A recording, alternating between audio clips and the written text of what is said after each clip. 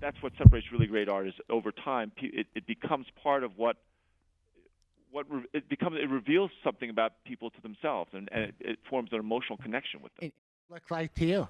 Well, from far away, it looks like a Christmas tree. Oh, I think it's cool. To me, it looks sort of like a Christmas tree made out of beans. Have you seen it?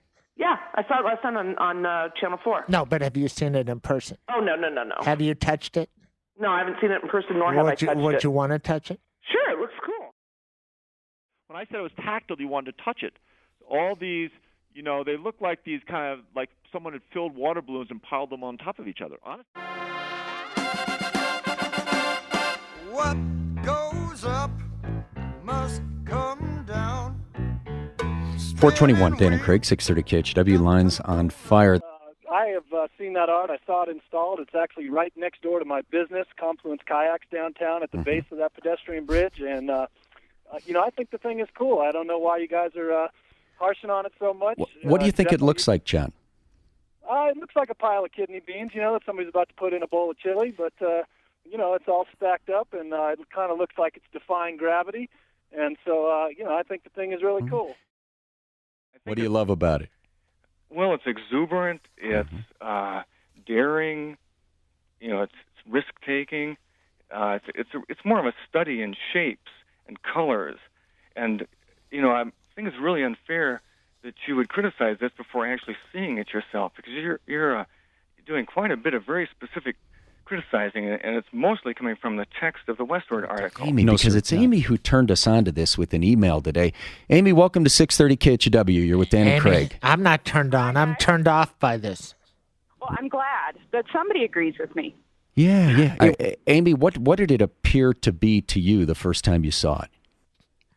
Well, basically what the other opinions have been, without going into great detail. No, there's no need to say the word. No, why not? We all know it. It's just part of the body.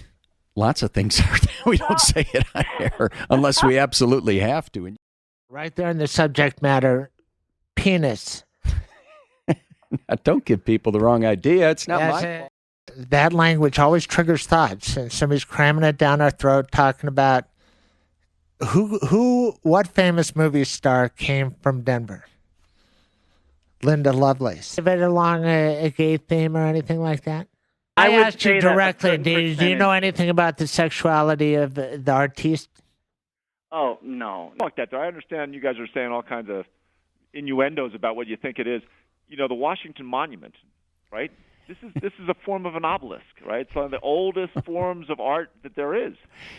Now, what are you saying about the Washington Monument? Because I think you guys have smutty minds. Can you at least understand why Westward ended up using the technical medical term for the male organ in its headline describing this piece? And then you have the artist saying that national velvet, national means national, and velvet means, I'm paraphrasing it, but seduction.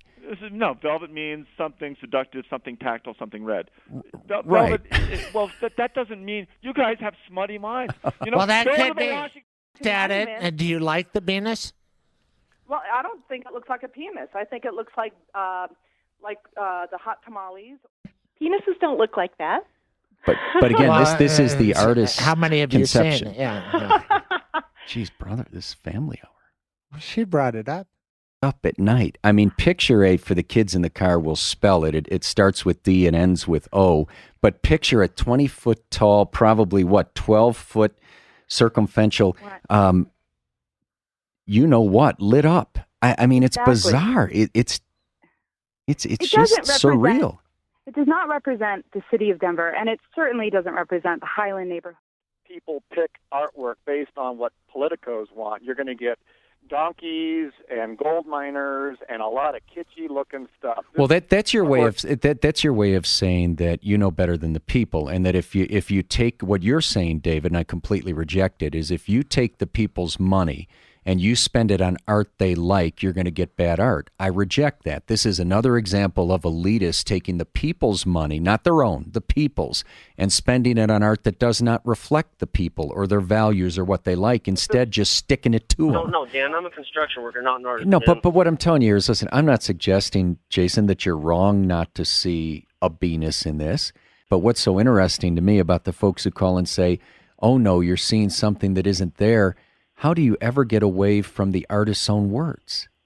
I have trouble with you directly correlating it to a sexual deal. Really? So let's see. The artist himself said national velvet means national seduction, that this is intended to be seductive. But seducing doesn't always imply sex. Okay. So what do you think? Okay, he says it's big, it's red. He said it was meant to be tactile, sense of touch, and it was meant to real clear what the artist intended to do. He was making a sexual statement, with your money and right in your face, right in the middle of downtown, right at the entrance to this neighborhood. I wonder if any of these people on the Arts Commission would be willing to think of, isn't it? I mean, especially in these tough economic times, that anybody would have the audacity to take $50,000 of public money and do this slap in the face to the vast majority of us. I'm not saying there isn't some, little elite clique somewhere, some artist clique that thinks this is funny, that this has been done to the public. Got to understand, this thing is gross. I mean, it's like an insult. And these arts people, and I know they're wonderful, and they're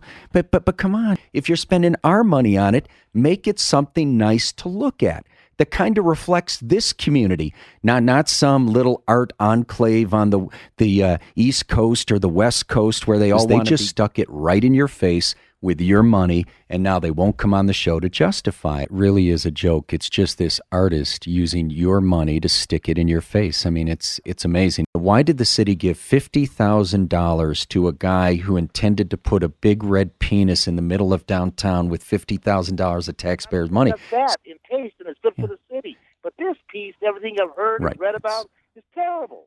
It's an abomination to pay $50,000 for that. And it certainly looks like what you've talked about. It's disgusting. It is phallic, yes. I would definitely acknowledge that. Cover it in a very huge male prophylactic that has... But here's the problem. It's already got STDs if you look at it. I mean... Oh, I haven't seen it.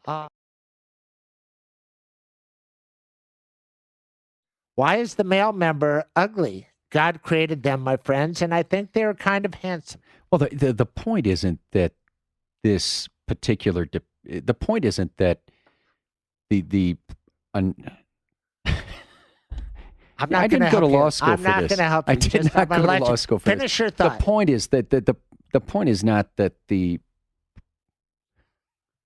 what are you laughing at, Brad? Listen, the point is not that this part of the anatomy is ugly. Not at all. Your face just turned as red as the penis.